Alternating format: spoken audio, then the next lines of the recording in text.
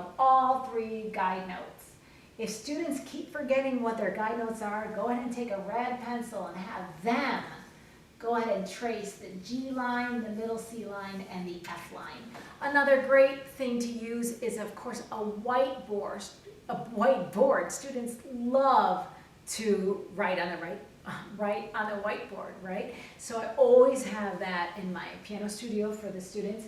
And Flashcard Friend is perfect. Second edition Flashcard Friend for the preparatory level. Here we just have 4 cards, blue cards that address direction and distance of steps, and then later on will be skips later on. And then they name the guide note. Flashcard Friend says, name this guide note. And at the back of the Flashcard Friend is the answer. So typical wonderful flashcards for students to use.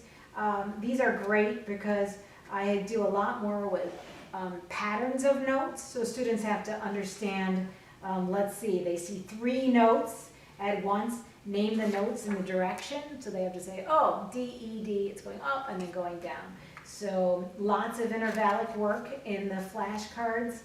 Naming positions. There are the physical gestures that are in these cards, and then of course all the musical symbols. Like this card is cute. What does this musicality girl help you do? And they look at the back of the card. She helps you to listen and observe. In this way you will learn more quickly and be a fine musician. Isn't that great? And then there are green flashcards at the end of the packet. And these are lots of great rhythms for students to clap and tap and step and march to. There's also an incredible note speller for the first several levels of the method, and I use those judiciously. And of course, there's lots of apps, right, online that you can use, but sometimes I think to myself that basic idea of students just writing notes out is the best way for them to learn them. City Sounds is on page 39. Here the students are again reviewing those 3 guide notes. Let's make sure our students' wrists are flexible. Right? There's a difference between them being loose, right? I don't like to say play with a loose wrist because then it gets really bouncy and then their whole body bounces. But if we just say, like that daisy is growing through your spine and out the top of your head, right? And imagine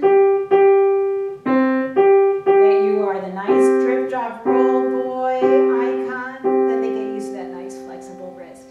Oh my gosh, I know this is hard to do in our COVID pandemic if we are teaching online. But if we are with our students, all we have to do is press their little wrist down to feel how tight they are or how flexible they are. You can do it from the other way, pushing up, right? And then have them do the same thing to you so they can feel the difference between locked and tight wrists and flexible wrists. All right, now we're ready for Unit 7.